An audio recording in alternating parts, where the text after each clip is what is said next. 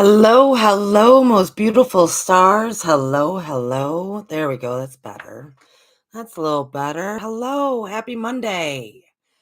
So, yes, I'm Courtney, host of Stars and Morning Light, and this is Hangout Time with Courtney. And you can ask me anything, anything. I will answer if I can, if I know, if I don't know, and if I don't know, I say I don't know. So I see Boron Doja is in the house. Good to see you, my dear. I believe others will be funneling through. I do know, everybody, that I have one of Neil's little nice cannabis uh hard candies in my mouth. So if I'm sucking on something, it's because during these hangout times you get what everybody likes, sitting around with somebody that's, partaking probably along with you, the rest of you, right? We're all partaking probably of something. So I know that I owe you all a few shows. I do.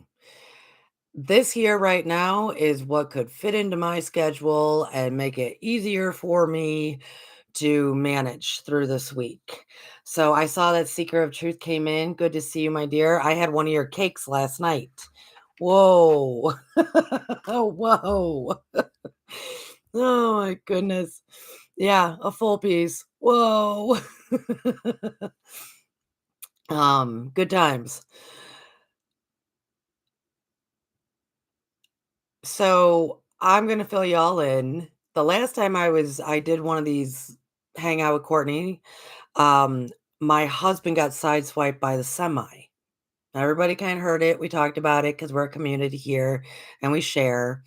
So then my husband's car is in the shop, right, getting fixed. And then I even put out a video of like, hey, I'm going to work through some of my old past trauma associated with not having a vehicle because he was using mine. Well, I'm going to bring you up to current and happy equinox. I'm going to bring you up to current because the autumn equinox is one of my favorite holidays. So he had been using my car this past week. And all week he was like, Courtney, I don't have a good feeling. Your car is making me nervous. And I'm like, my car is making you nervous. Why? Well, Friday night, rush hour traffic, Brad's driving home with my car and it just stops on a off ramp to get off the highway and not like even the easiest off ramp. Um, it just stopped in the middle of the off ramp, would not let him go further. Um, s- Apparently, my husband, as I've learned over the years, he has angels around him all the time. And beautiful Good Samaritans started helping him. The cops showed up and were helping him. So, anyways, he gets it towed to the mechanic, and we find out that my motor in my vehicle um, is is done. It's done. That motor is done. It did not like blow a piston rod or it did not blow anything. It did not blow, but it is done. It's done.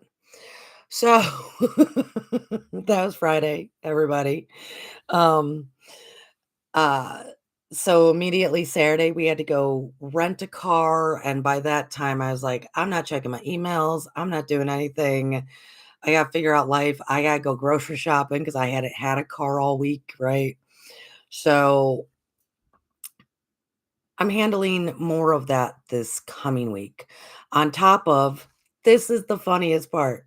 On top of when Brad called me Friday to tell me like the car's getting towed, what have you. I was actually in the middle of doing 2 big projects.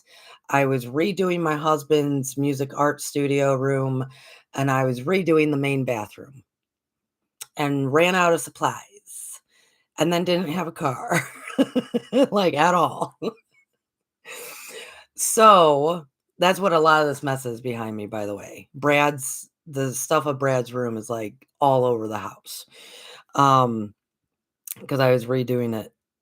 So, I this week, because next Saturday I have company coming, it's student appreciation night here of those who are local students. I try to make that happen at least twice a year. 2025, it's only been once.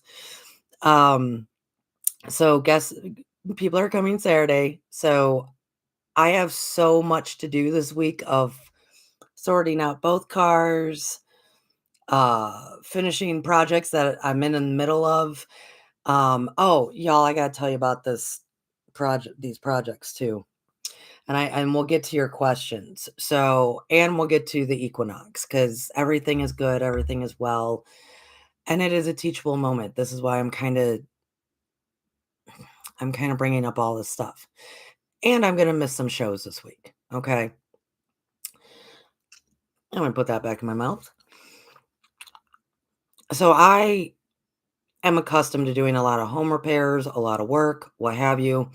I am no stranger to mudding and taping drywall and working with drywall until this project that I'm on, these projects that I'm on.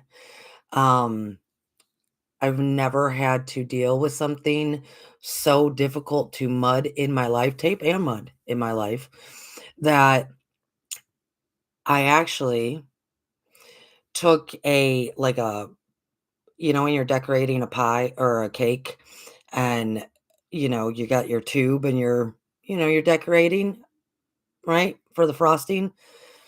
I had to use one of those to actually fill in some stuff that was not working out. I've never dealt with mud issues in my life until now. I just want to throw that out there. It's been an adventure. So this next week, yeah, I'm gonna be doing a lot of things. Um,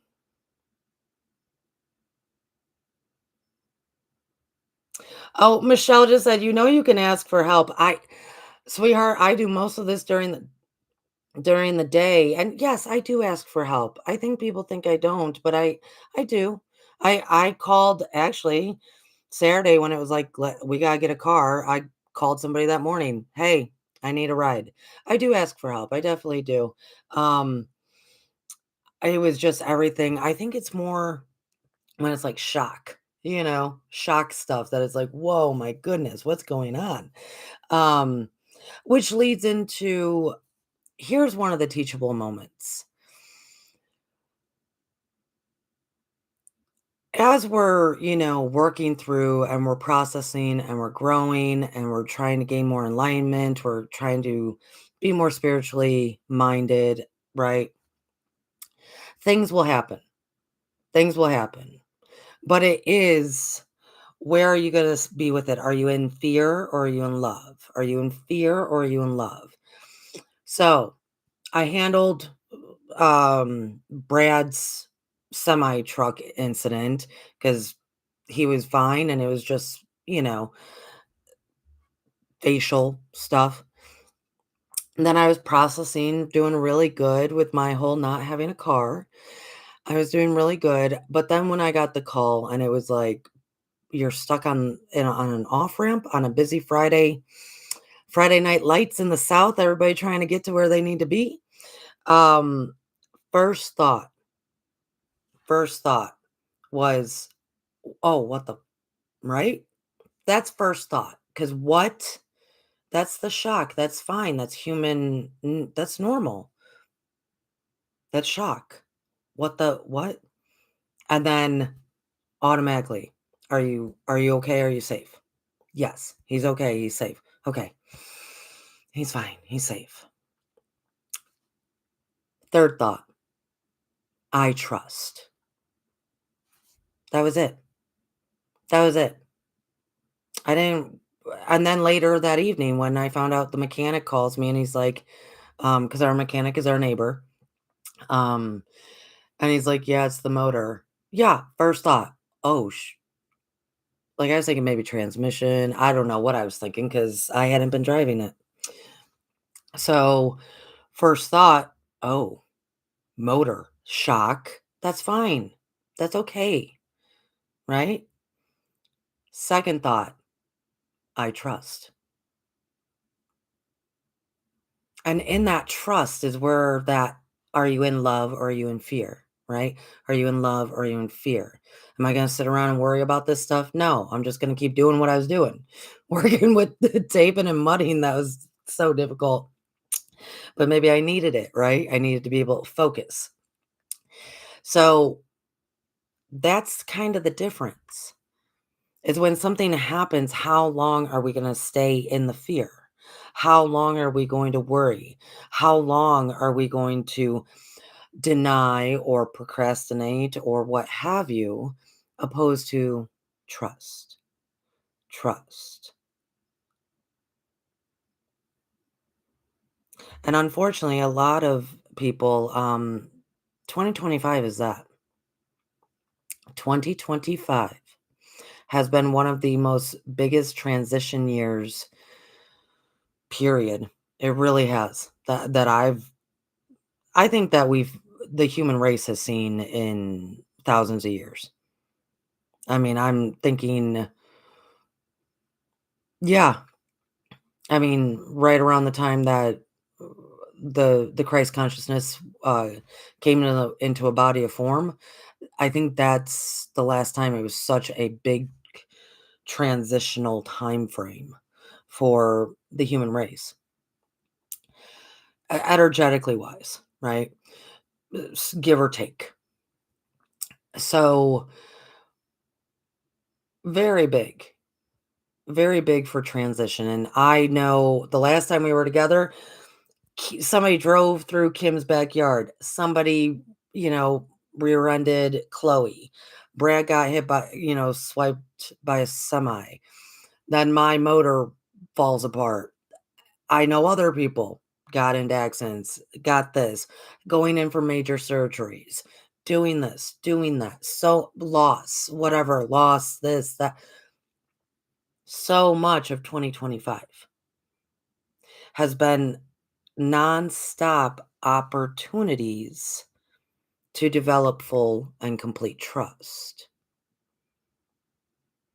So I want to just offer to everybody right now, and I do want to remind people I'm here to answer questions. So you can put a question um in the chat. I want to put this out there right now because we're kind of at the tail end of 2025, right? There's not too much further to go. For me, I'm really done, but that's what the equinox is for me. I'll explain in a moment. So if you didn't know that at the beginning of 2025, you know it now. So let's take the opportunity of the energy of the equinox that is still present, right?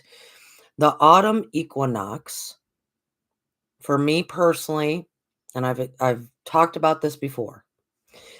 It is not just the harvest time and the time of the crone stage that we're going into the months where things start dying away and the crone stage of where we've gained more wisdom. It's that. It's that. So hold on to that. But within that, for me personally, it's the beginning of a new year process. So let's go back to what I just said. The time of things dying away, we gain the wisdom of the old crone, the when we're in our elder years, that kind of energy starts coming through. With that being said, at the autumn equinox, I always look back. I look back at the past year. I do. That's the point of the equinox. I look back at the past year and go, okay, what did I learn? What happened? What did I learn? What can I take with me as I'm going to start slowing down? And what can I actually maybe chew on over the next few months to gain the wisdom that is going to be present as we start slowing down, right? The crone energy. So I invite everybody to use the equinox energy right now in relation to looking back at 2025, all the stuff that happened, all the stuff that happened. Ask yourself, oh my goodness, did it work out okay? Did a higher power show up? Did others show up? What happened? How did it work out? If it didn't, is it still lingering? What's going on in the context of trust? In the context of trust. Can you look back at 2025 and go, oh, wow, yeah, I could have trusted that. I did trust that. I should definitely trust that. That keeps showing up and doing really good in my life. Trust, trust, trust. Trust, trust, trust.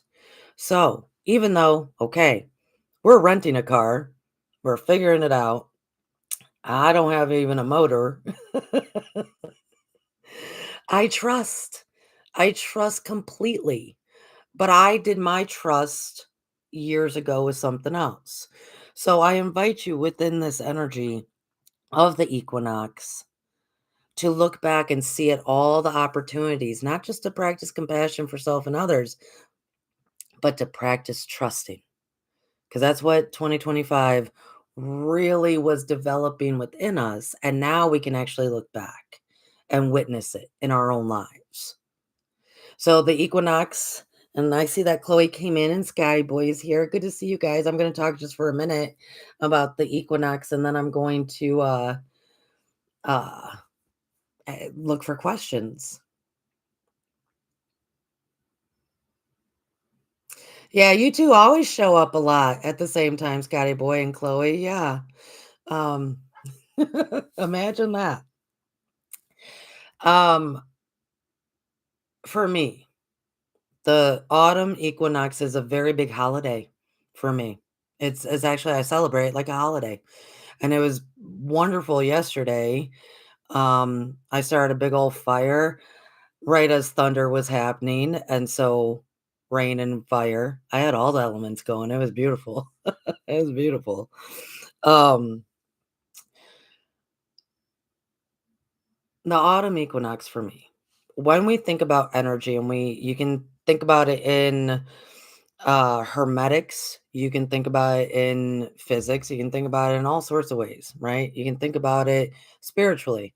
You can think about it even in context of how we create, right? All energy of creation is a spark in the dark, right? It's a spark in the dark that then forms, creates, is anew.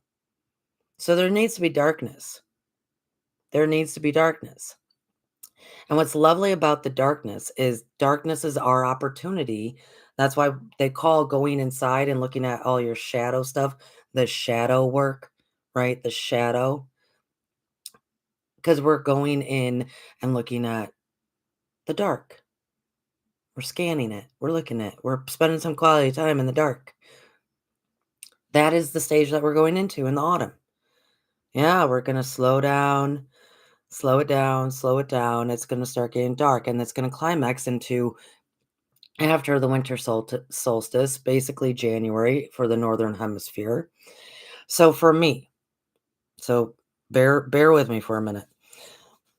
The autumn equinox, I do celebrate it as a very profound holiday that I spend quality time reflecting back on the past year and looking at what did I learn, how did I grow, all these things, and then think about, okay, all the wisdom that can come from what I experienced through the next few months, October, November, December, in that I can obtain. So you have the experience, the awareness of reflection, and then the opportunity to gain wisdom, right? Well, we're going into that darkness, into that beautiful darkness. So I also know that if I plant a seed in the dark, in that beautiful deep soil, it's gonna take a minute to germinate and to grow and reach for the light. That's why the autumn equinox and the winter solstice are very important to me. They're huge holidays for me, and it's all based on energy. So, the autumn equinox is really for me the beginning of an entire new year, cycle, death, rebirth, death, rebirth. A lot of people talk about the new year, they think is more like the spring equinox. See, I don't. I start everything with there's darkness. There's darkness. And then you be the light. There's darkness, then the light. Darkness, then the light. And if this is you can do whatever you want, but for me, this time period is rich. It is rich in awareness. It is rich in reflection. It is rich in trust and understanding, wisdom. It is rich in so much that we carry through. We carry through. We start sorting out what seeds we really do want to plant. We carry through. And by the winter solstice, that is when we actually take all of this beautiful wisdom and knowledge that we have obtained the coming the coming few months, right? October, November into December, these coming months, all this beautiful, rich knowledge. And then you plant the seed at the winter solstice. And then you allow the darkness of January. You allow the darkness of January to do as it may, because that's all it is. It's darkness, it's present. And then the life springs in the spring.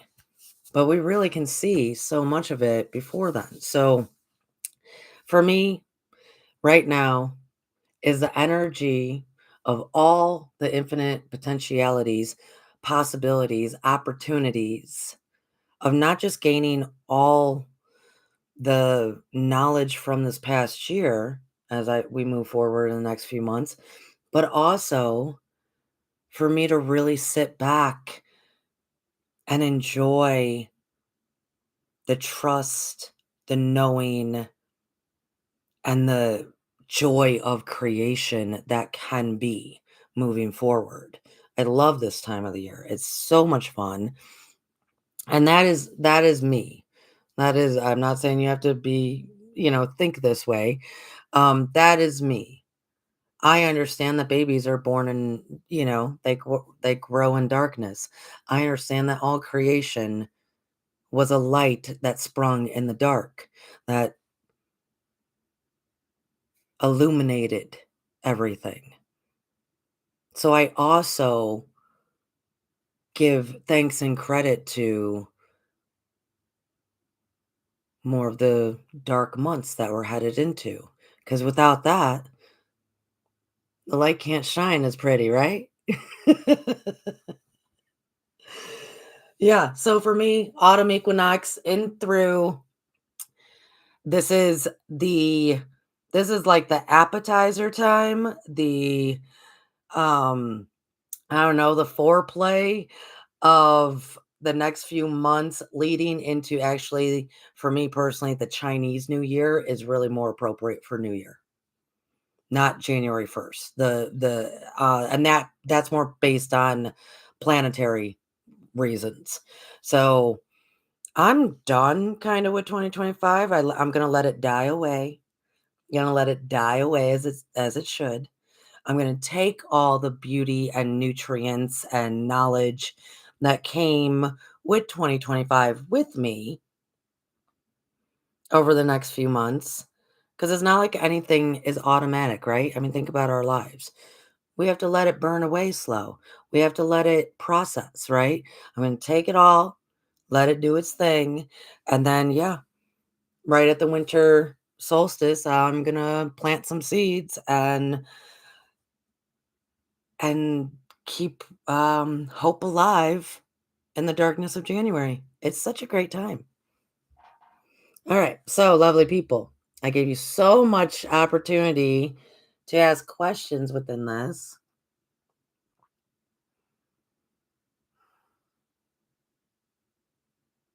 Hmm.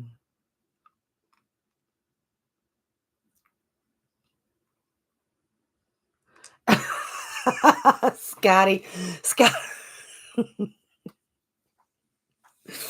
So Scotty just did some research and he found out that babies do not come from storks. Oh my goodness. Well, Scotty. Oh, babies come from beautiful choices. Yes, beautiful choices. Yes, through darkness, new life springs forward. Exactly.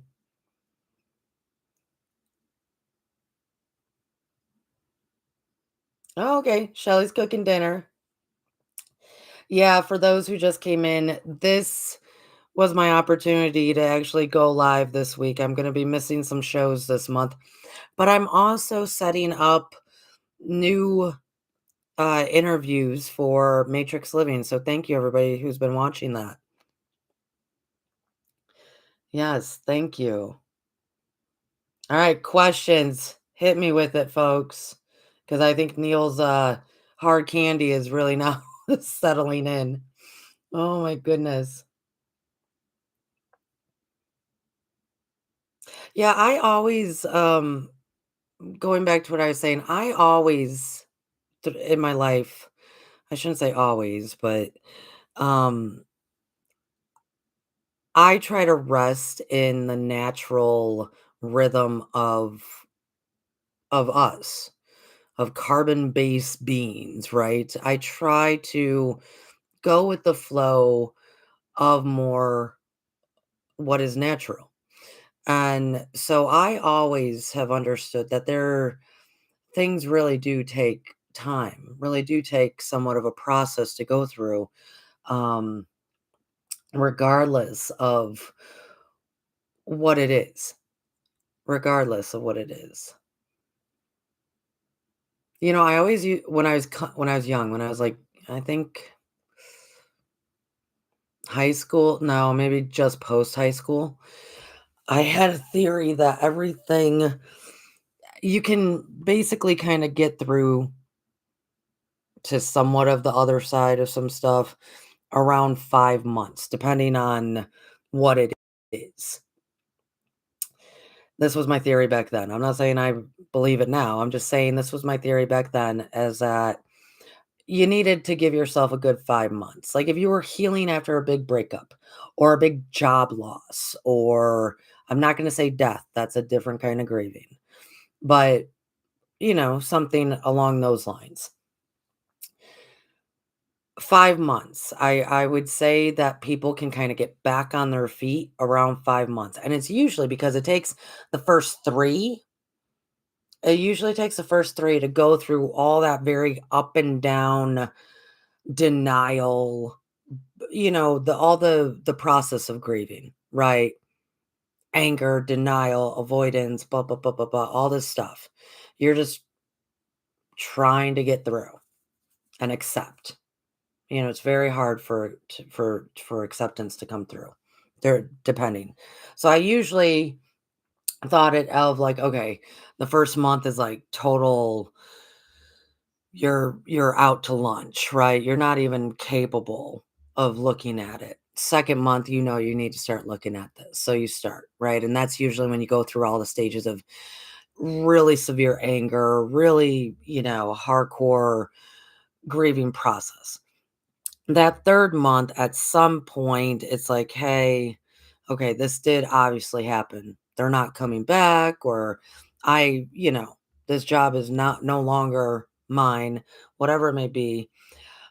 So I think somewhere around the tail end of, like, the 3rd month, you kinda reach some kind of acceptance. Like, "Yep, this is my reality now." Into then leading into the 4th month of then making all those little adjustments, truly putting the change into effect, whatever it may be. So then we start doing all these little adjustments, and we're a little bit less angry. We're making some progress. So then, but it's all still kind of present. But then by the fifth month,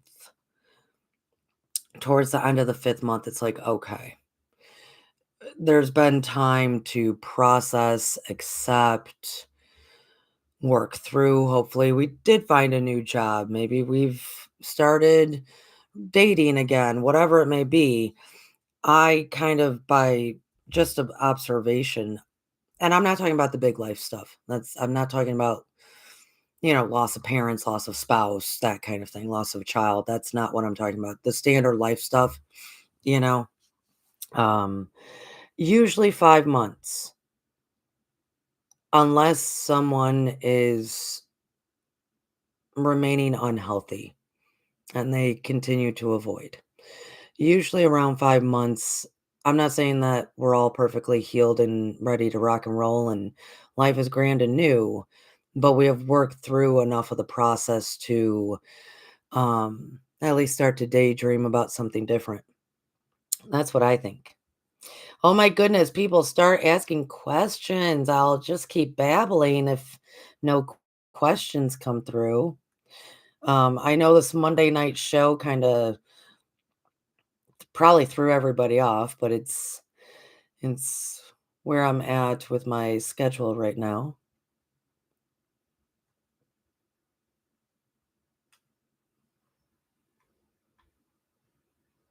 I wonder where you guys are at. Not like location wise. Where are you? How are you guys holding up?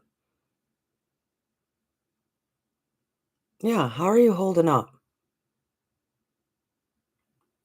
Are you even holding up? Are you capable of standing up?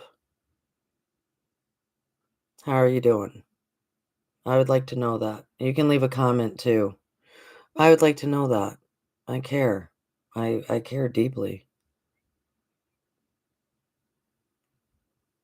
So I'll tell you guys this, as I'm waiting for questions, the whole chat is dead now. Like it's not dead. It's just there's no communication happening. It's fine. Um, so I guess I'm just gonna keep doing my thing. I had uh, an appointment, kind of a reading, kind of a session, kind of a I with Kira, my teacher this morning. And it was interesting because she was referring to, kind of all the frequencies in relation to like how I take them in, right? How I take in what's going on with all of you, right? Because it was focused on me, who's Courtney and what's going on with Courtney, right? Um, she was like, "Okay, there is a million distractions, of course." And I said, "Well, yeah, this world." And she said, what they were showing her was, imagine like every human was kind of like those antennas from the old TVs, or like every household had these huge antennas or something, and just the frequency coming off of every single antenna of all the humans on all the land everywhere. She said, and wow, you can see that and you also take that in. And I said, "Yeah, I do." That's why my mom is when I was a child, oh, I didn't say this to her, but as I was a child, my mother, would constantly screaming, "Courtney, put your antennas down, put your antennas down." So yeah, I pick up all everyone's signals. Isn't that just so? Um, that's why I've actually become to be okay being in the house without a car right now because there's a lot going on. Oh my goodness.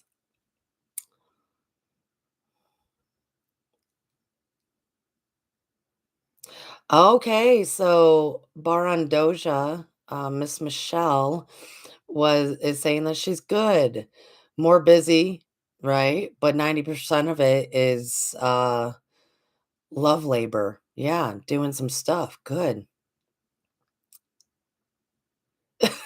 And Scotty's held up with duct tape and zip ties. Oh my god. Oh.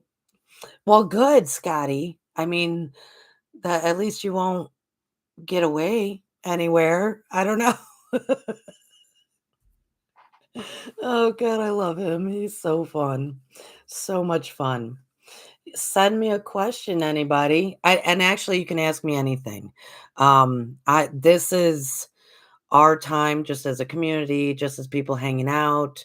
Um, this is our time to talk with each other, but also you can ask me really anything, as in anything. It could be personal, it could be metaphysical, it could be spiritual, it could be anything. I mean, anything. Um, there's a lot that I do know about and then a lot that I don't know about. I know Chloe is driving right now, so poor Chloe is probably thinking, I haven't questioned, but she's driving, so it's not like you can type it in. Um, and I know Shelly's busy making dinner. And yes, I have one of Neil's candies in my mouth. I really do enjoy his hard candies. They're so very smooth. So very smooth. That's how I would describe it, opposed to, like, other things that I've had. It's smooth, and it's a continuous, slow and steady stream and, not overbearing. Yeah, I like, Neil's so Neil, if you hear me, I think they're lovely. I really do. I think they're lovely. Oh, so Shelly just said Chloe does have a question, but she can't think of it. She was supposed to, she was supposed to type in Chloe's question. Oh, goodness. Oh, good, good. Shelly said that Neil said nice, nice. And he had a big smile on his face. Yeah, they're wonderful. For someone who doesn't partake that much, they're pleasant. I'm yeah, they're not overbearing. They're not overpowering because I don't really partake that much, so I want something that's just, you know, steady, you know. Yeah, and they taste good too, definitely. All right. So Shelly, you can't think of what Chloe do you remember what it was even about, Shelly? Like what the topic? Y'all could even just put in a topic and be like, "Here, talk about this, Courtney, because you're talking." You could do whatever you want. I don't know if I would have a topic right now. I already kind of talked about my equinox. It was lovely. I'm happy that 2025 is gonna start doing that slow burn away. I'm very happy about that. Okay, Shelly, go ahead, girl. Type it in then.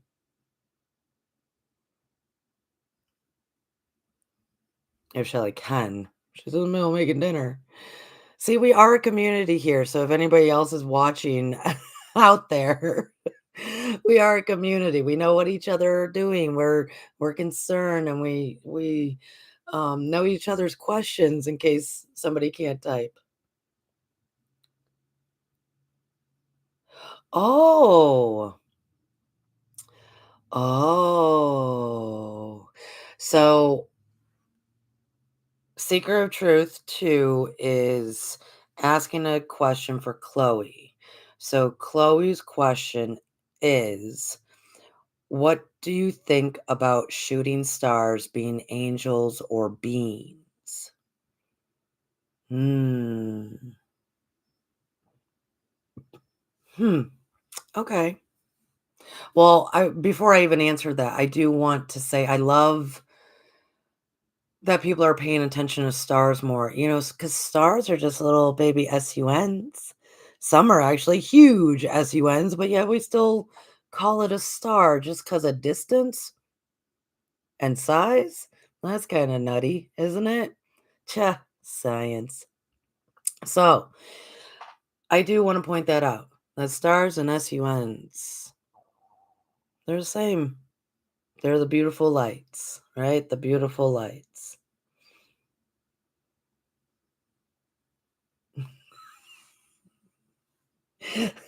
And Scotty started singing to us. "Don't you know that you are a shooting star?" That's right. Don't you know? Um, as far as shooting stars being like angels or beings, hmm,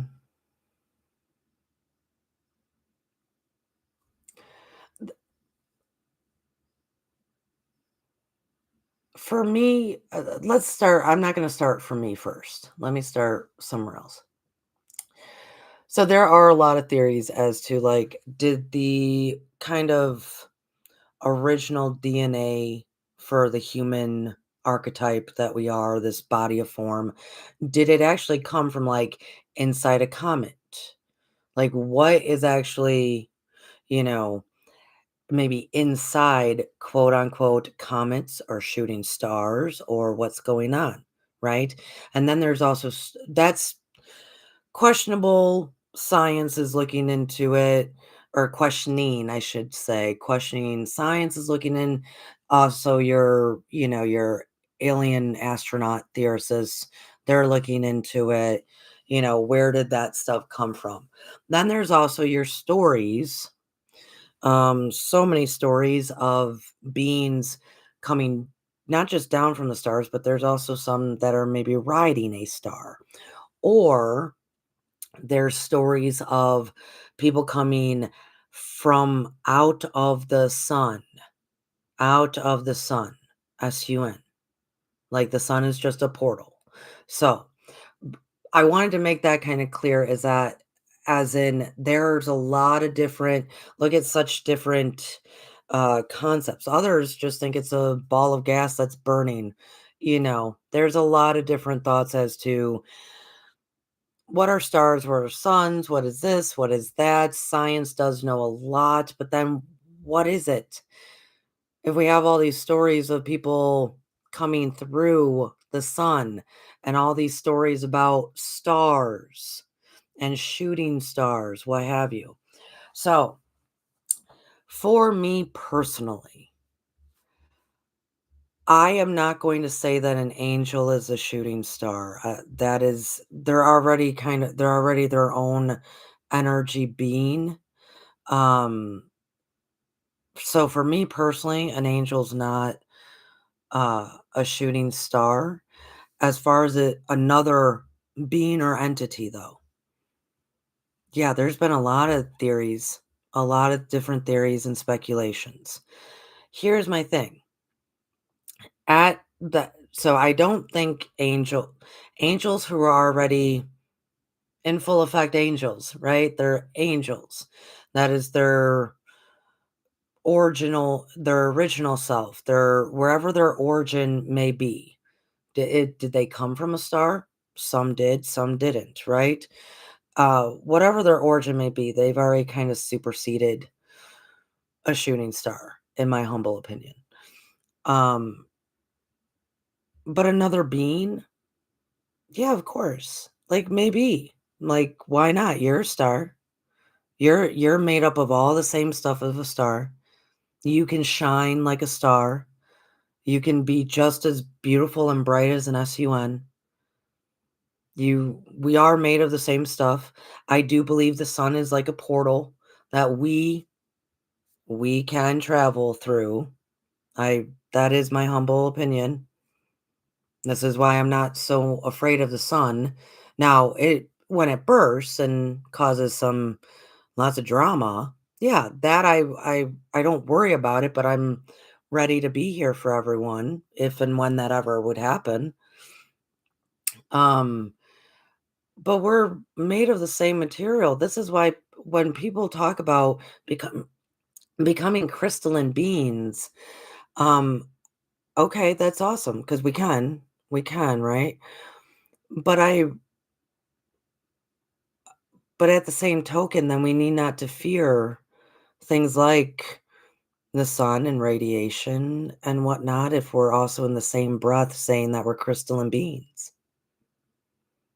You can't become a crystalline being without absorbing radiation.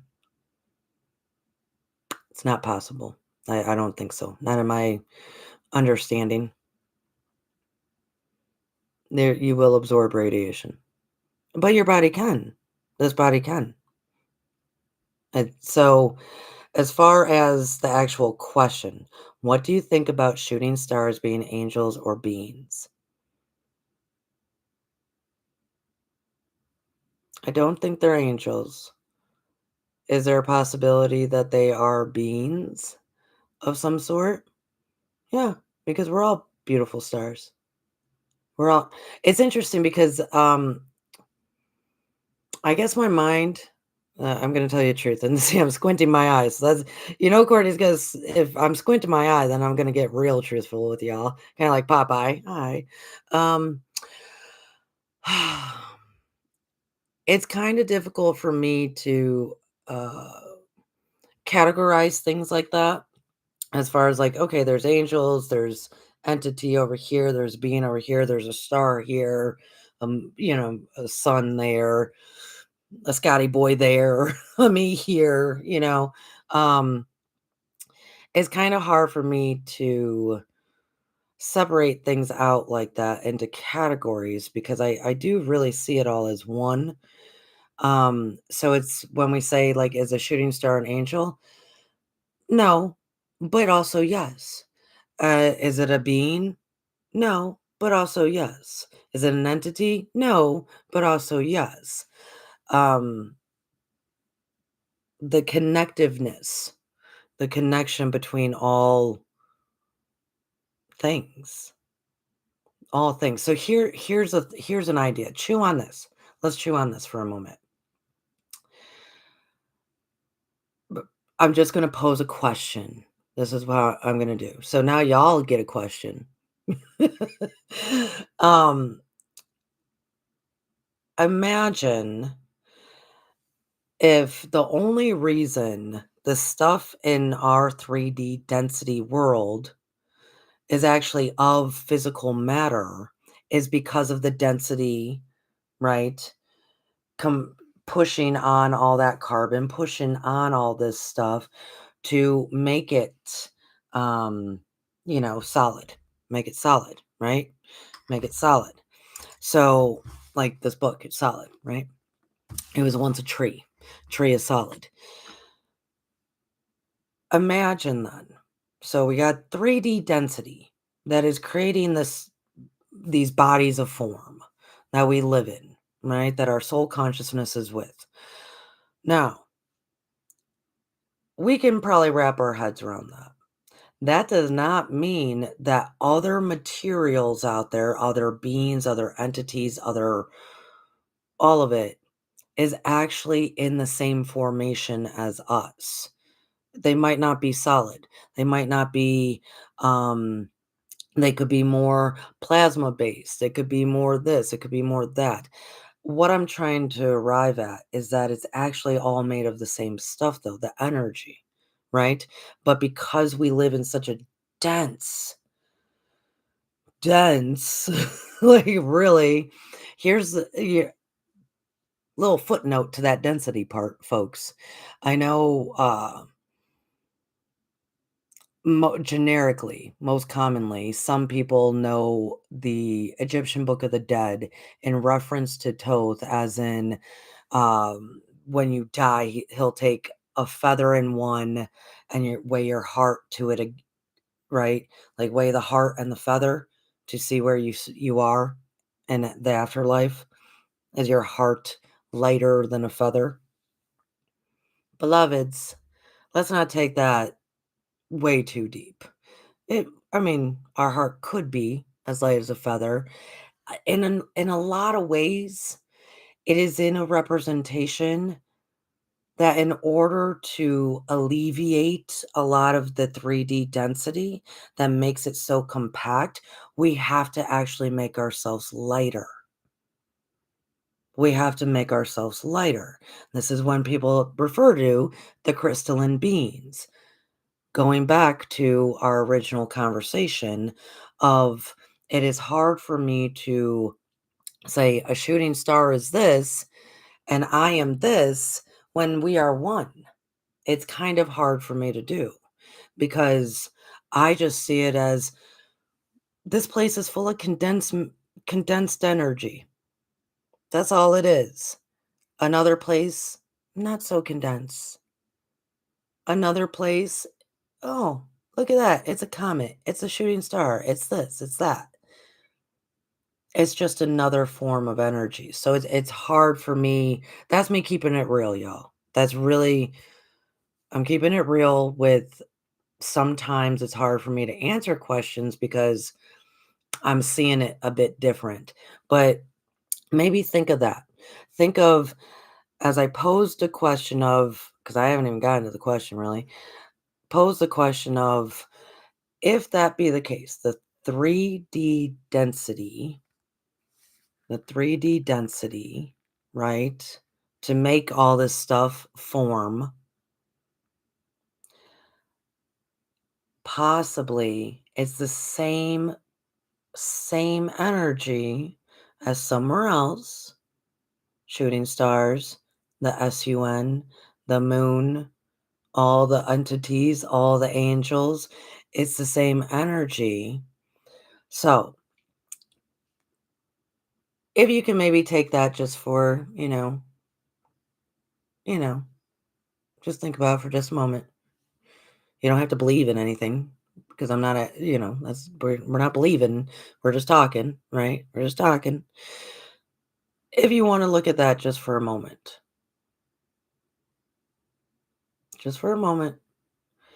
then I invite the question of, okay, then how am I different than a comet or a star or this if it's only the density? That's it. Like that's it.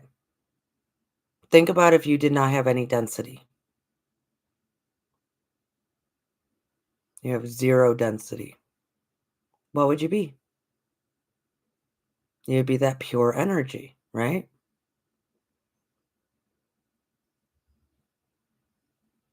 Oh, shoot. I'm missing questions, folks.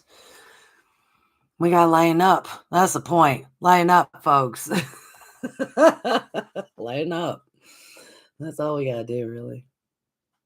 It's really all we gotta do because humans do have wings. All we gotta do is line up.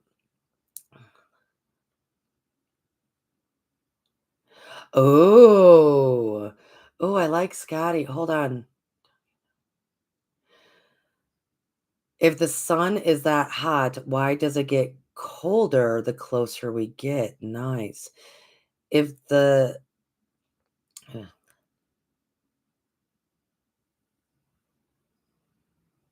oh, if the center, I'm gonna think that center of the earth is magma. Why is the bottom of the ocean colder? Nice. Good question, Scotty.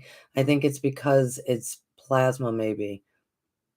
Plasma. Oh, guys, if you can uh, I'll get right back to the plasma thing. Oh, Chloe was like, "You're coming up with good perplexing questions." Yeah, I'm sure I was. Um,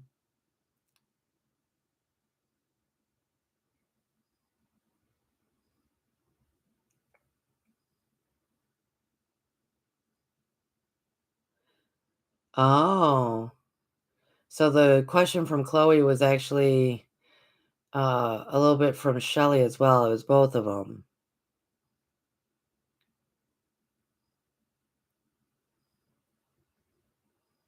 Yes, the sun being plasma. So let's talk about plasma for a moment.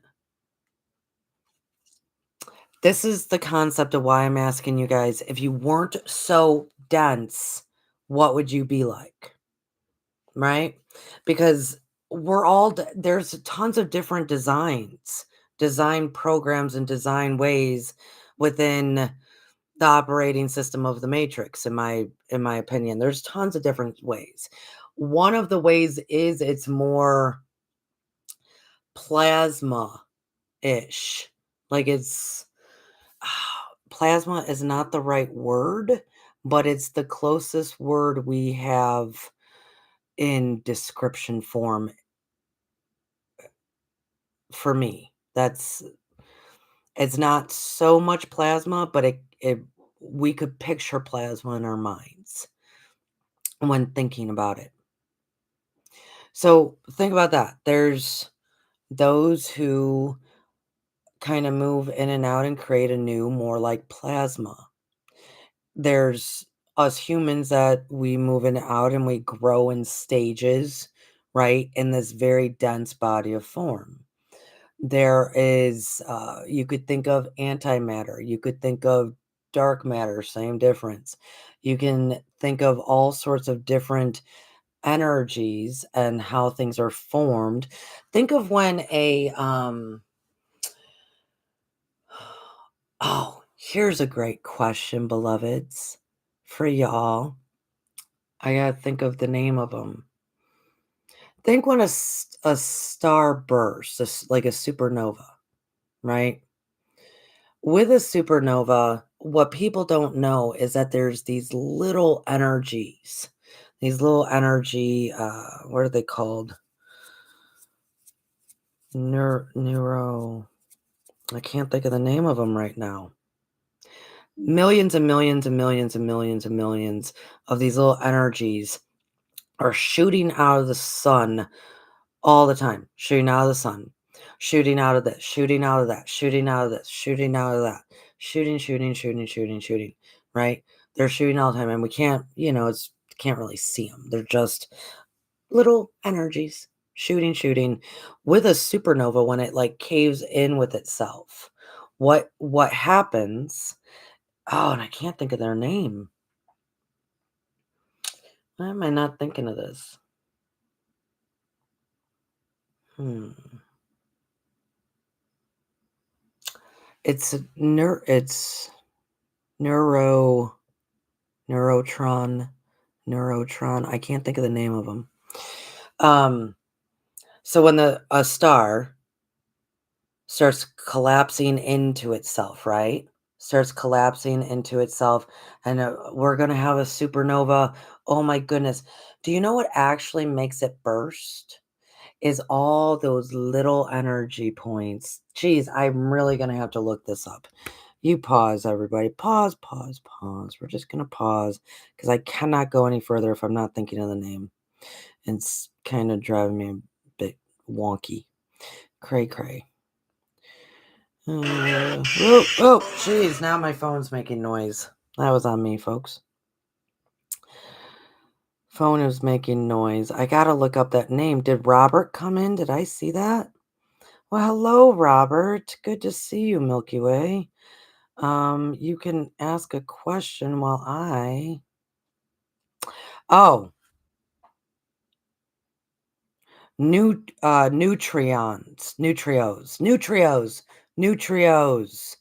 That is the name of what I'm trying to nutrios. Neutrinos. Nutrios. Look it up, people. All right. Whew. Gosh.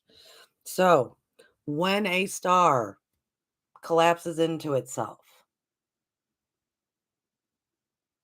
which I will also say the Nag Hammadi scriptures talks a lot about how energy dissolves into itself or even collapses into itself. Anyways, we'll come back to that maybe. So, when a star collapses into itself, it's actually the neutrons that are these little baby energies constantly shooting out of these of the sun, out of everywhere, anywhere that glows, right? Just constantly shooting out. They get so packed when a star closes in on itself that it is actually them that bursts that star open and creates a supernova. Yes. You think it's like this boomerang effect. No, it's that. So now put that into context of us beautiful humans and maybe other entities. That when things get too compact and we start closing in, you can take it as an individual, you can take it as a collective. We start to close in, right? And things start feeling so dense. So dense. We're all so dense, right? It's so dense. And you can feel it. Well, you know what bursts that open into the most magical image? What bursts that open is all these little baby individual energies that push it out. Isn't that interesting? Isn't that interesting?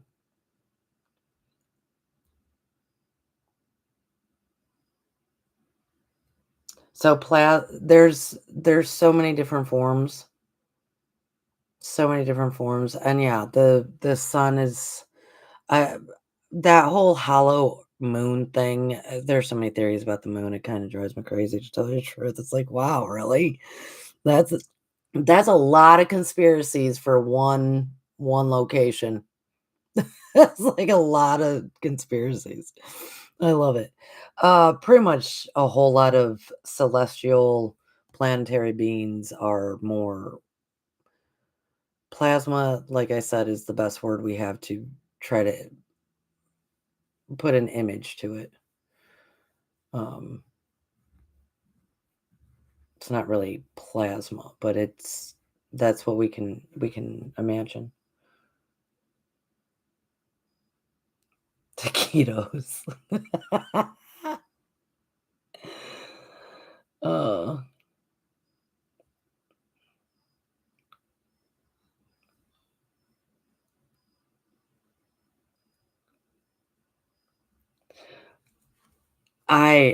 so something came through. Uh, Robert, do you have a question? I don't even know if I answered the question or not. I don't know. I get so side. I don't get. Yeah, I do. I get side. That oh, Neil, your hard candy. I finished it, buddy. I get so very sidelined in my own brain.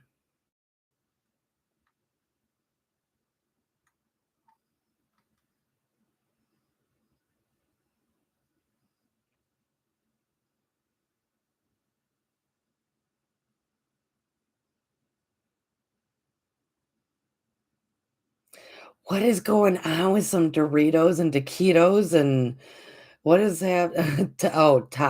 Takis? Yeah, are we talking Takis? Um, jeez. Oh my goodness. We're talking chips. So see, we're all in the same boat apparently. We're all in the same boat. We're all thinking, munchies, huh?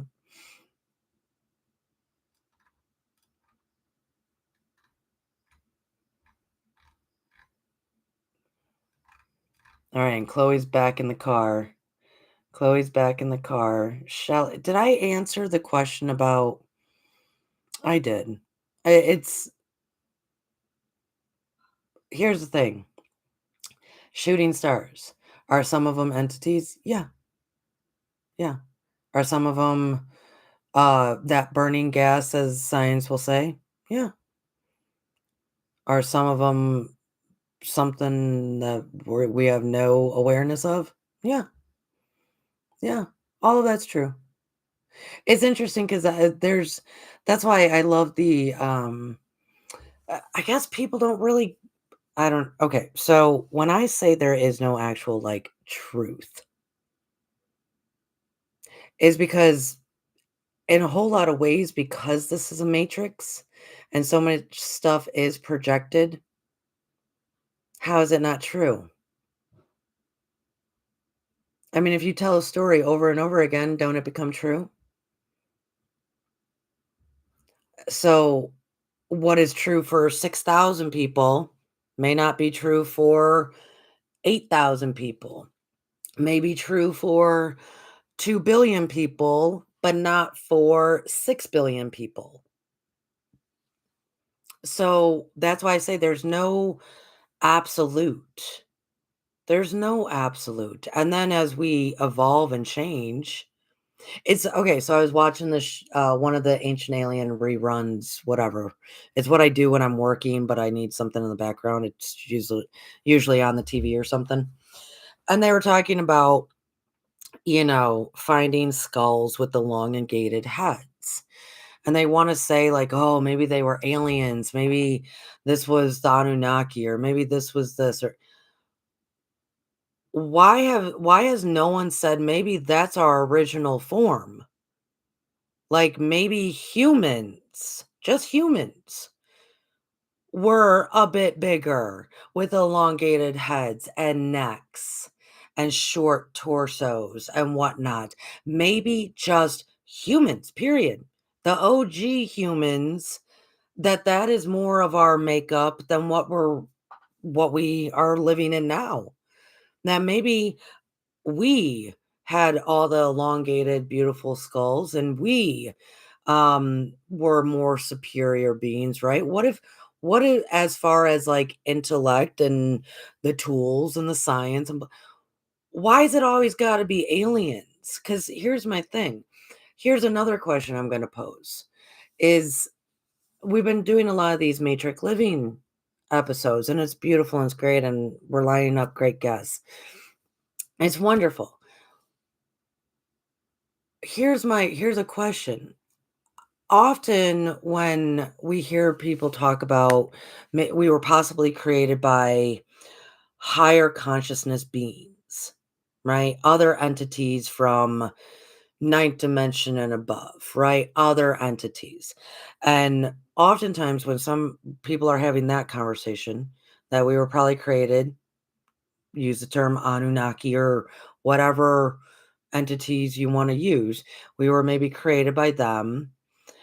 And then usually the conversation kind of leads into more of like, experiments, that we're an experiment. I don't see it that way. I don't see this place as an experiment. If anything, if that were to be true, I don't know, because there's a whole lot of truths. If that is true, and they are who put us here, who projected us in, what have you, these higher intelligent beings. We call them possibly aliens, right? If they were the ones who created us, maybe they created us to be like their children, to truly love something and be loved in return. And we, this is not an experiment, it's full of experiences. And how awesome is that? Because basically it's forming this body of clay that we are made of in this very dense place where these are bodies of form of carbon and whatnot that very dense. And like other scripture says, and the clay will be formed, right? Maybe it's through all the different experiences that we are forming so lovely, so greatly. And why could it not be that our original appearance might have been that we looked a little bit more like them? Because if we were made in their image, right? Then maybe we literally were made in their image. And so maybe it's not them that were you know, digging up all these bones of. It could have been, great great grandpa with an elongated head. So I'm posing things out there to get people's minds kind of going because there really isn't any. definitive truth, as in, this is that, this is what's going to happen, any of that, because this is all beautiful stories. Beautiful stories. It's lovely, right? So I'm just saying I hmm, I probably just said a lot. But it throws me off that everybody calls this place such a experiment, or Earth school, when none of us actually really like the concept of school, you know? It makes everything seem to have such a worse connotation to it, or, energy kinda attached or associated with these words to represent our existence here, when our existence here is awesome. It it's unbelievable, the opportunity to develop complete trust and love. That I can't think of anything more gracious. I really can't. I can't think of anything more satisfying. I really can't. I can't think of anything more satisfying than having multiple, over and over lives, experiences, situations, conversations in relation to the opportunity to develop complete love, complete trust, complete compassion, complete creation. Absolutely nothing is created without love. You wouldn't even have the thought of creating without love.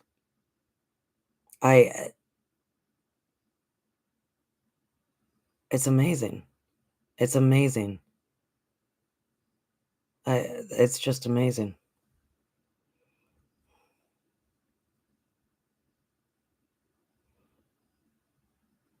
So that was a little whatever rant I did for you there.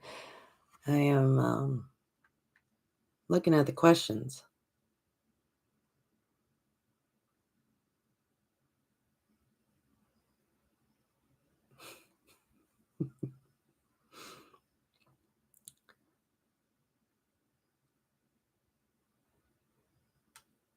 Okay, so Shelley asked about time travel.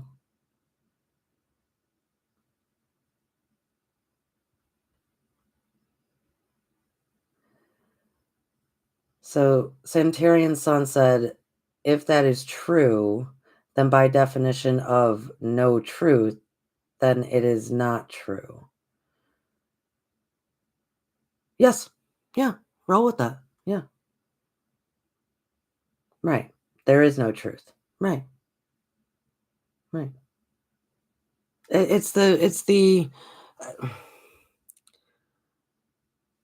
everything is everything and nothing is everything. That's actually not that hard here's I used to do this.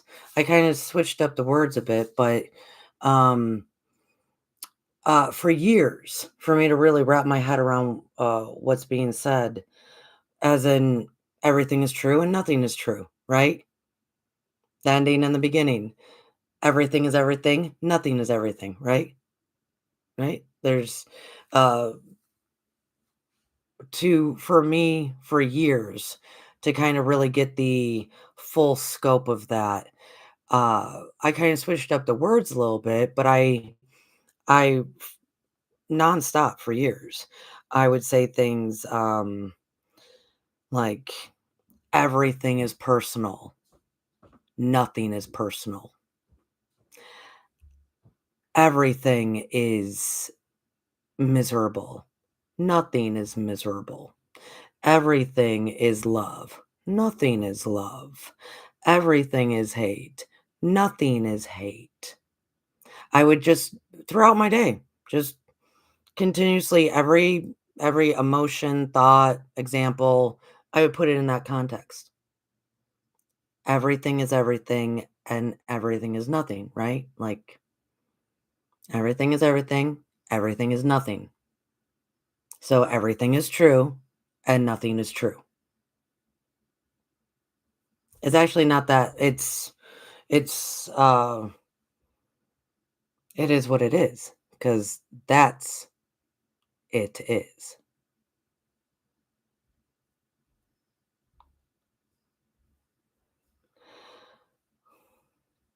That statement in itself cannot be true.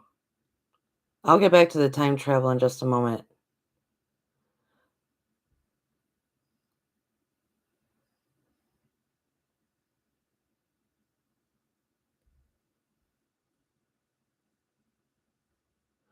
Yeah, so I'm giving an example as to getting to the it is. That's it. That's it. The it is.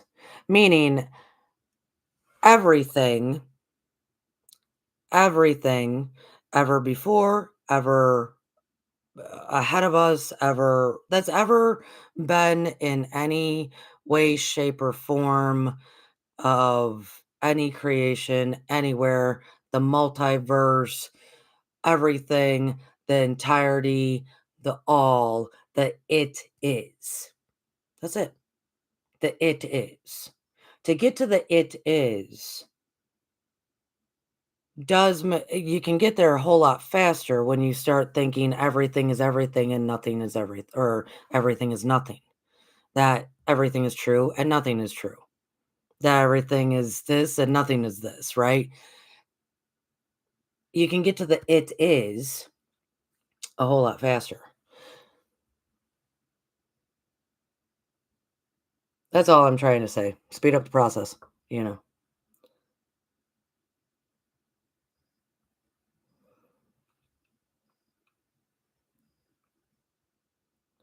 Yes, Shelley. Well, you're learning to remember. Yeah, I get that. Shelley said, "How about this? I'm learning to remember." Yeah.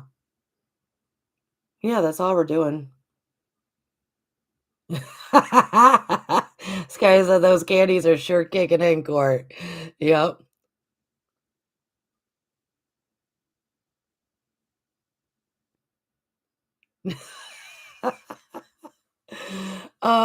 Time travel. Shelley asked about time travel. Yeah, I don't Shelley, I don't you said I'm learning to remember. Yes. Didn't somebody say that recently? I swear somebody said that recently, and it was lovely to hear it. I think it was put that way. You know, we go through the quote unquote lessons. I don't call them lessons because I think it's more remembrance. You know, it's the energies, your choices trying to knock on your memory for you to be like, ding, ding, I'm here, just remember. But oftentimes we have to go through those quote unquote lessons in order to open up to the memory.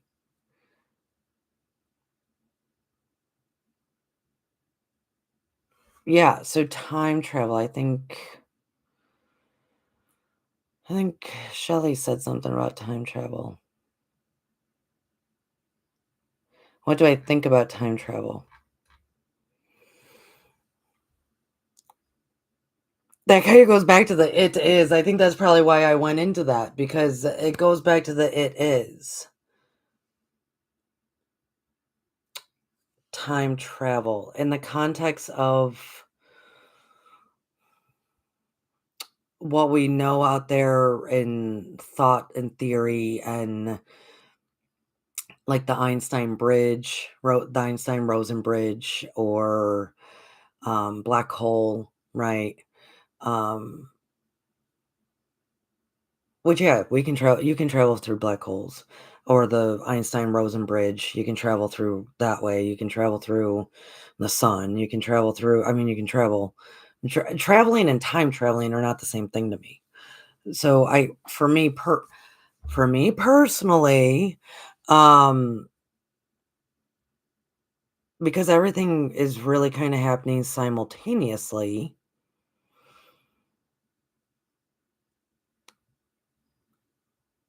It's kind of odd to think about like traveling to time. Now, I know that we use this in our standard language to convey ideas. So I'm all cool with that, right? I'm all cool with using common language to convey an idea. I really am. Personally, though, I don't see it as so much as time traveling, because if I'm traveling and doing and being, then all this stuff is happening simultaneously. So, and most things are, this is, where we come up with the multiverse and different potentialities and all sorts of things. So, and time itself, right? But to speak upon the theories, I would say uh, start with the Einstein-Rosen bridge. That's a definitely way of traveling. Um, yeah, we can travel through black holes. It's so interesting that how timid we are of those. Probably because we don't quote unquote know what's on the other side, right? Or we're just gonna fall into, the darkness, be, you know, disintegrate, collapse into the black hole, sucked into the black hole and no more. Um, that's based on fear. So who knows what they'll do with that. Same with the sun, right? As Scotty was talking about, why does it get colder here when this such and such there? When it gets colder there. That's all so Scotty, going back to your stuff earlier about, this why is it cooler towards the center of the sun, the center of the earth, the center of this. Why do things cool down? That's just to be a part of the duality of this place. It's so interesting because we actually have to have the duality to have the density. Ah! We have to have the duality to have the density.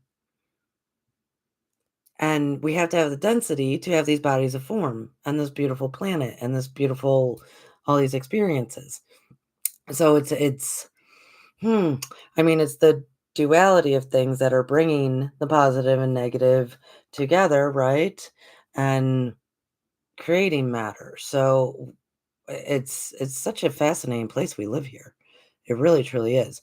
So to quickly answer Scotty in very quick terms, the duality of this place. That's why. The duality.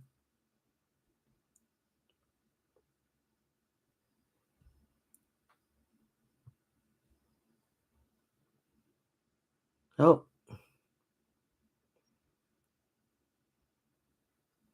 Oh, Shelley was probably saying that. Yeah, maybe it was us on the phone talking about learning to remember.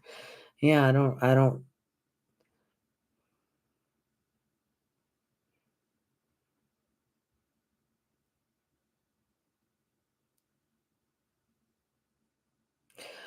There's a lot of stories. This wasn't really a question, but there's a lot of stories um, about beings coming through the sun. People questioned even if that wasn't what Enoch had seen a few times, traveling through the sun. The concept of actually the golden city is through the sun, but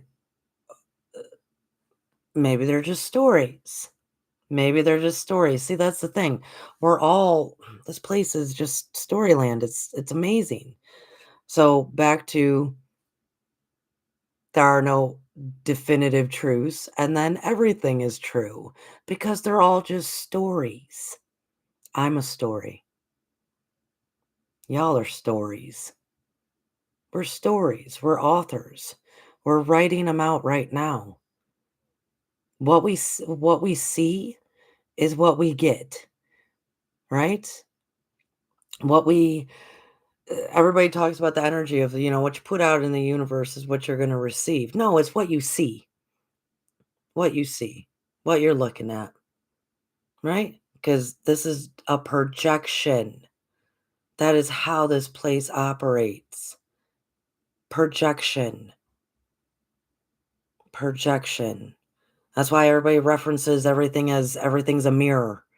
And that's why there's a whole lot of water here to remind us of the big ass mirror, right? It's just this is all just beautiful stories. And I'm not saying that, and I'm not trying, that's not downgrading anything. That's not taking away from any of the experience. Because you know why?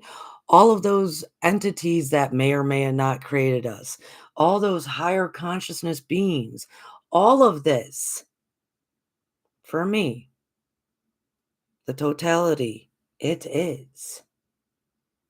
It's just a story. Just a story. All of it. And all the stories within a story. Ah. See, I actually had to study what a story in a story is. That is a thing. And that's what we are. We're a story within a story. So there are no definitive truths. And everything is true. Because to that particular story, it's probably damn true. To this particular damn story, no, not at all. There you go. It but when those 2 are s together and all the stories are together, it is. It is. It's just a bunch of stories within a story. And I say that very lovingly. I say that very lovingly. I mean, think about it. Stories are my favorite thing. Stories are awesome. They're the best thing in the whole world. Oh,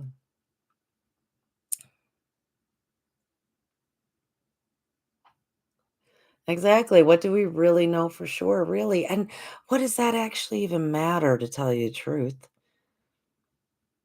When have we ever known something completely and then followed through and acted it out to the T? Very few of us actually do in all matters. Take matters of the heart. How many of you dated the wrong person? Knew it was the wrong person? All sorts of red flags. But man, the matters of the heart. I'm just going to do something because of that beautiful human free will, right? So, what does it really matter, right? What we really know or don't know. It's far more valuable to just live and anticipate the enjoyment of living every day.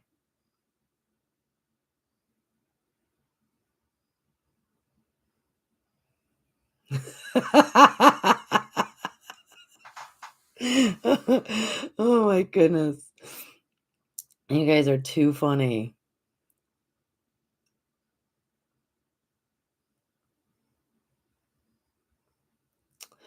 Oh my goodness, it's Adam G. Wow.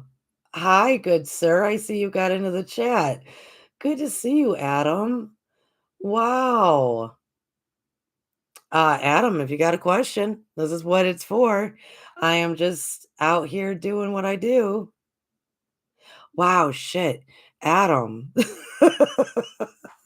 So, beloveds, Adam and my husband used to be in different bands together, and they were very good friends. And yeah, Adam, the conversation that you and I are having right now, beloveds, Adam and I used to have long conversations like this for hours at a time about all sorts of stuff. So, yeah. Um,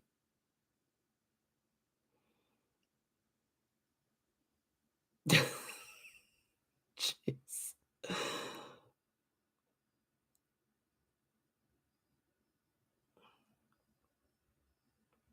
Oh, Chloe, your story is not boring. There's that. Oh, there's no such thing. Every story is amazing. You know what? There are some stories, you know. experiences, lives? Um, are they as lively as others? No, but maybe that's not, the greatest thing. But as a person who loves stories, I cherish the ones that I can read and watch and, admire and enjoy that don't take a lot out of me as well, right? That, oh, this is just a easy, pleasant story. Those are some of the favorites, right? Those are some of the I can breathe when I'm with this story. Those are good stories.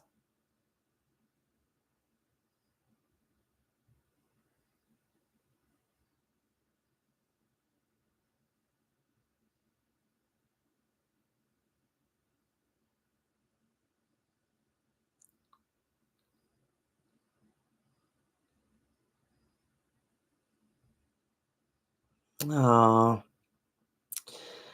oh, Adam, yeah, we miss you too, buddy. We miss you too. Yeah, Adam's up there in that Illinois.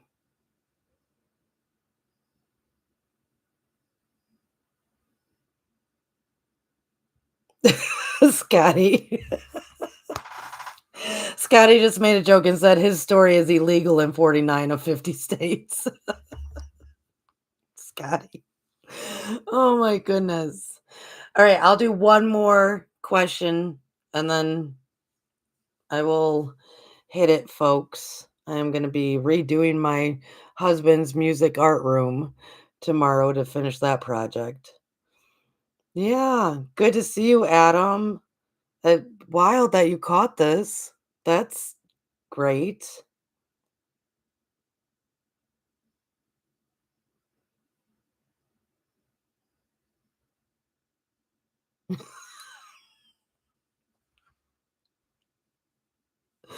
Oh my goodness.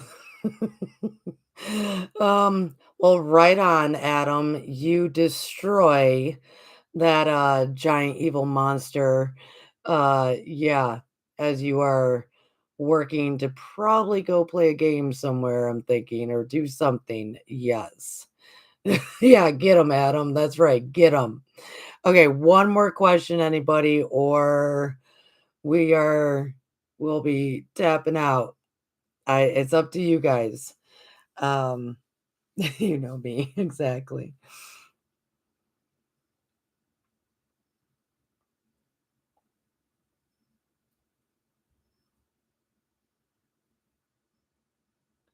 Oh, well, thanks, Shelly. Shelly said, I like the stuff about your past lives and even being strong enough this life.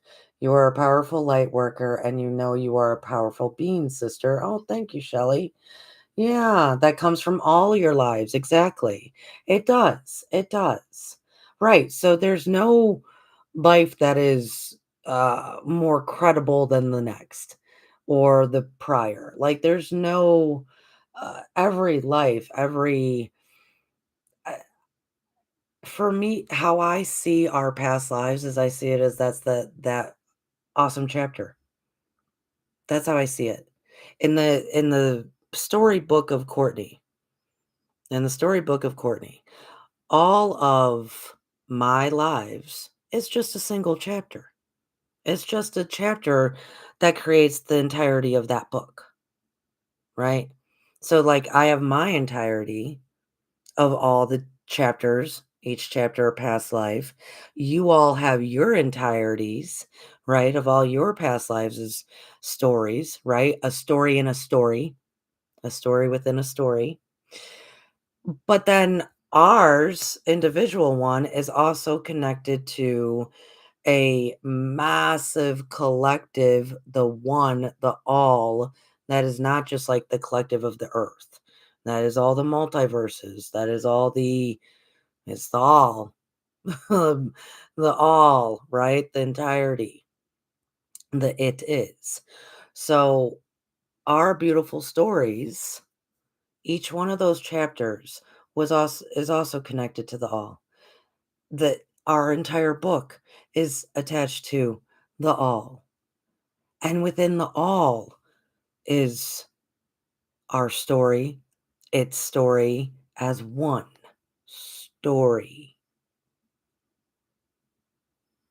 Never ending story. Na na na na na na na na na. Right? It's lovely. It's absolutely lovely.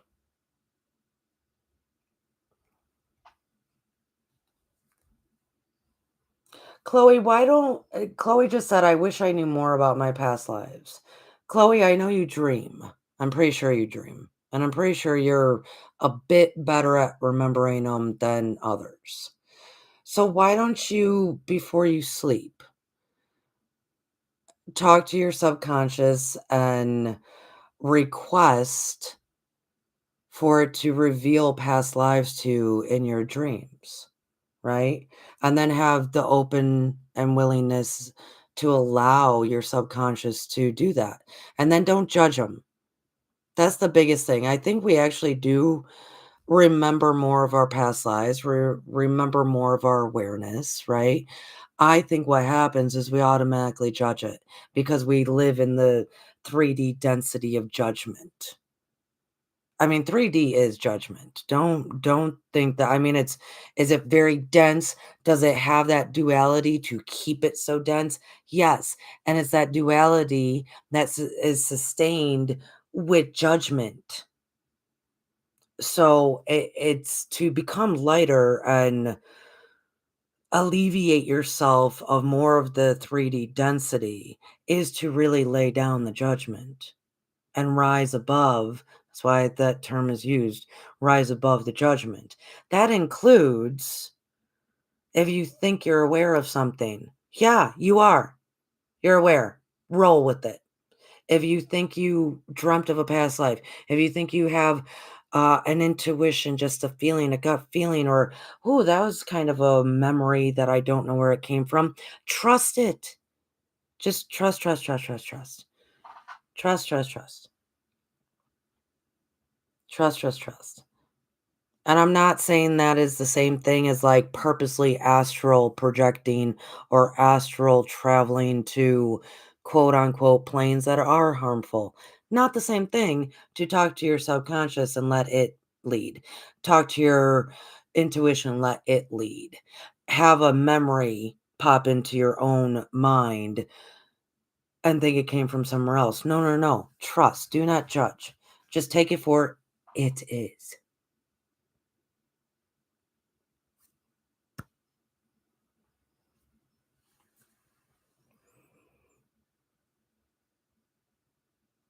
Yeah, why don't, yeah, try that, Chloe.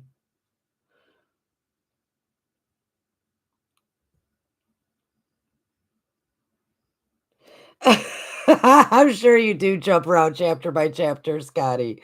Oh, that's too funny. My husband definitely jumps around chapters. Oh, why does I think Chloe still is driving.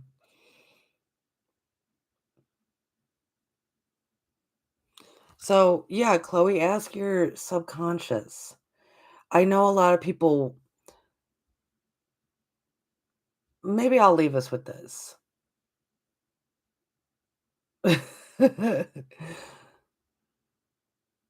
Wait, that was an accident. Oh, why? Okay, no questions while driving. Okay, Chloe's driving. So why don't I leave you with this? Regardless if we can remember our past lives, regardless if we know anything about our past lives, all of them, all those beautiful, intimately written chapters of your entirety, all of those beautiful chapters most likely had similar threads of themes right? Because in literature and stories, we have ongoing themes within an entire book. So, why don't we?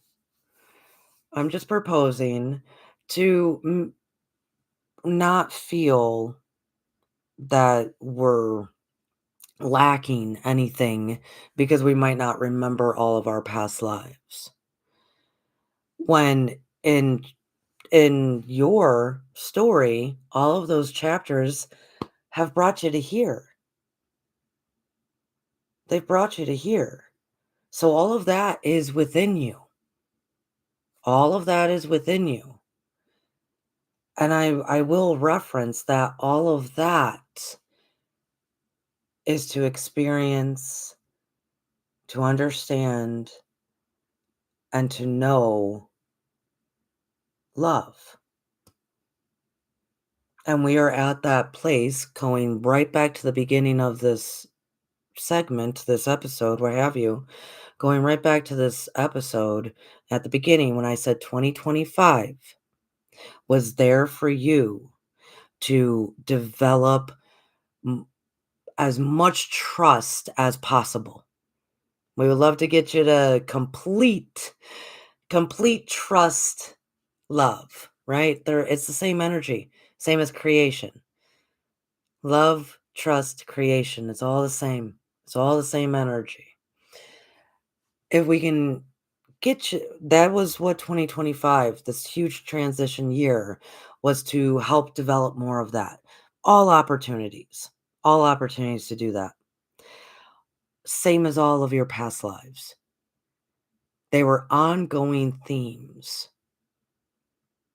right?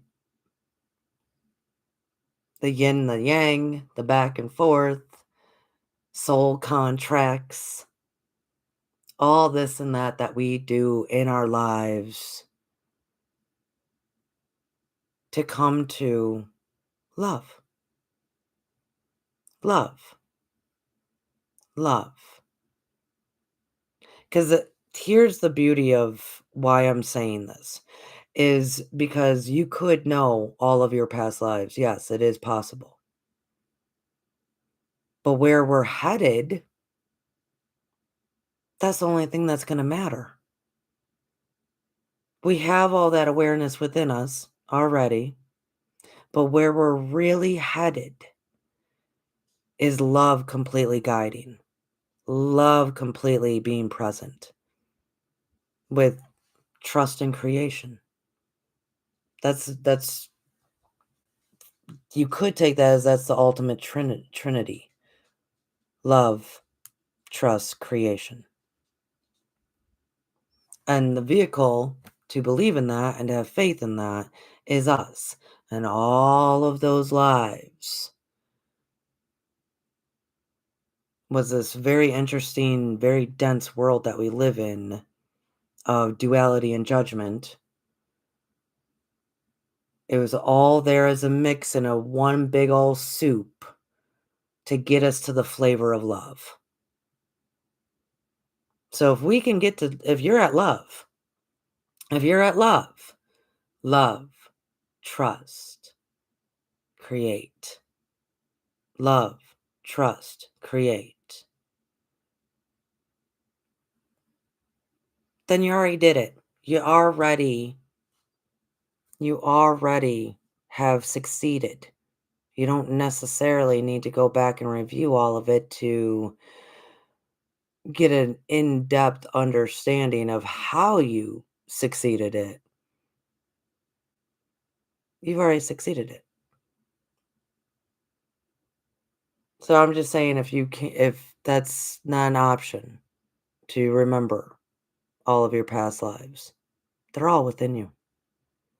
They're all within you. Just trust it. That's the trust. That's the trust. We can't do much without the trust, right? We can't it's you have to we have to trust. So if you trust that all of those beautiful chapters are within you, all those beautiful lives are within you, and you trust it, doesn't necessarily mean you got to remember and know everything that happened. Doesn't necessarily. That's not the when we say remember, maybe I should make that clear. When we are saying remember, when we are saying remember, okay, that does not necessarily mean that you are going to remember every little time that you climbed out of bed and put your shoes on and went to work or took care of the kids in all of your lives. That's not what that remember means. That remember actually means trust that you are love and creation.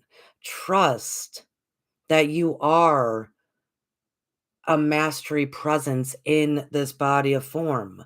Trust that it only takes faith of a mustard seed.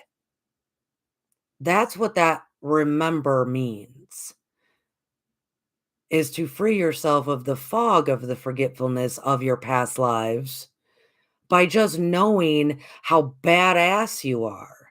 That's what that means. So, if you're already there, if you're already there, if you're already there, then you don't have to fully remember all of it in technicolor. If you're not there, it's not your past lives that are going to get you there. It's you knowing and trusting how greatly loved you are.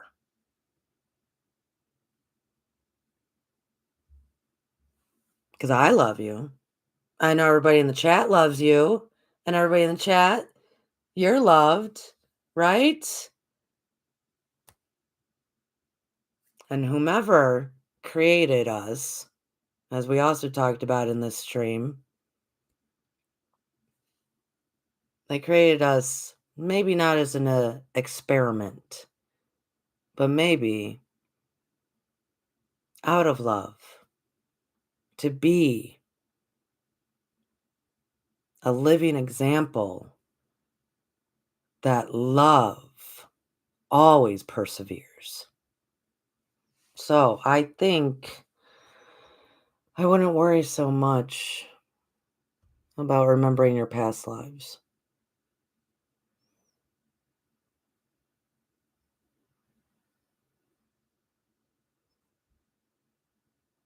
Yes, Di, we won. Yes, Shelley, yes.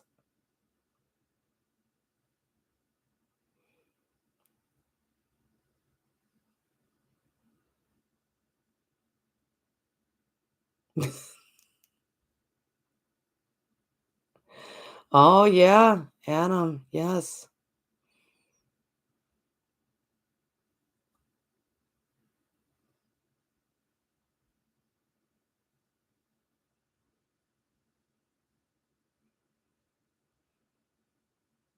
Yeah. Yeah, hit the thumbs up. Thank you, Robert, for bringing that up, my dear. Thank you. Hmm.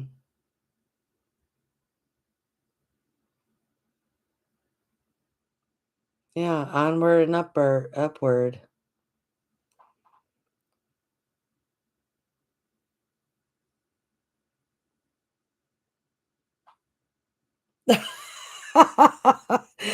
Well, and with that, because Adam just said that he has slayed the dragon or slayed the monster tonight. Um, so with that, beloveds. Oh goodness. Yeah. Oh, beautiful people. Beautiful, lovely starbursts. Remember? You beautiful starbursts, you lovely suns, you SUNs. You are love. You are love. That's what you are. That's what you are. You are love. So enjoy. Do enjoy. Trust, trust, trust. And try not to take life too seriously, because then we start to lose the point, which is do enjoy. I'll catch y'all on the flip side.